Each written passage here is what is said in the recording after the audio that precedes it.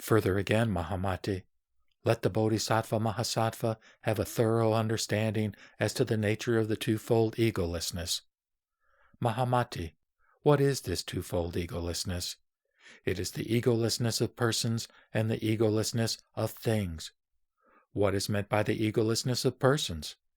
It means that in the collection of the skandhas, dhatus, and ayatanas, there is no ego substance nor anything belonging to it.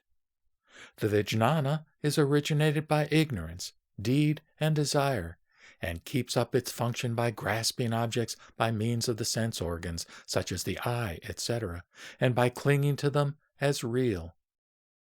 While a world of objects and bodies is manifested owing to the discrimination that takes place in the world which is of mind itself, that is, in the alaya vijnana. By reason of the habit energy stored up by false imagination since beginningless time, this world is subject to change and destruction from moment to moment. It is like a river, a seed, a lamp, wind, a cloud, while the vijnana itself is like a monkey who is always restless, like a fly who is ever in search of unclean things and defiled places, like a fire which is never satisfied.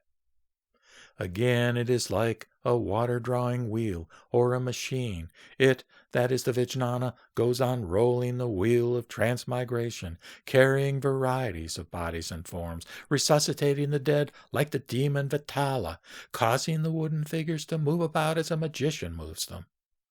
Mahamati, a thorough understanding concerning these phenomena, is called comprehending the egolessness of persons. Now, Mahamati, what is meant by the egolessness of things? It is to realize that the skandhas, dhatus, and ayatanas are characterized with the nature of false discrimination. Mahamati, since the skandhas, dhatus, and ayatanas are destitute of an ego substance, being no more than an aggregation of the skandhas and subject to the conditions of mutual origination which are causally bound up with the string of desire and deed, and since thus there is no creating agent in them, Mahamati, the skandhas are even destitute of the marks of individuality and generality, and the ignorant, owing to their erroneous discrimination, imagine here the multiplicity of phenomena. The wise, however, do not. Recognizing, Mahamati, that all things are devoid of the sita, manas, manovijnana, the 5 dharmas, and the 3 svabhavas, the bodhisattva mahasattva will well understand what is meant by the egolessness of things. Again, Mahamati, when the bodhisattva mahasattva has a good understanding as regards the egolessness of things, before long he will attain the first stage of bodhisattvahood when he gets a definite cognition of the imageless.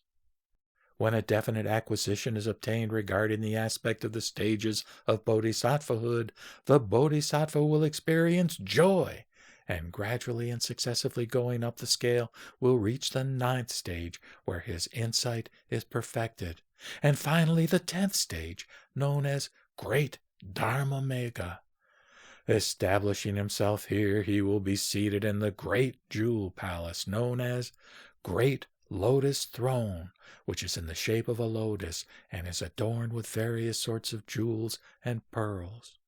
He will then acquire and complete a world of Maya nature, surrounded by bodhisattvas of the same character, and anointed like the son of the Chakravarti by the hands of the Buddhas coming from all Buddha lands. He will go beyond the last stage of bodhisattvahood, attain the noble truth of self-realization, and become a Tathagata, endowed with the perfect freedom of the Dharmakaya, because of his insight into the egolessness of things.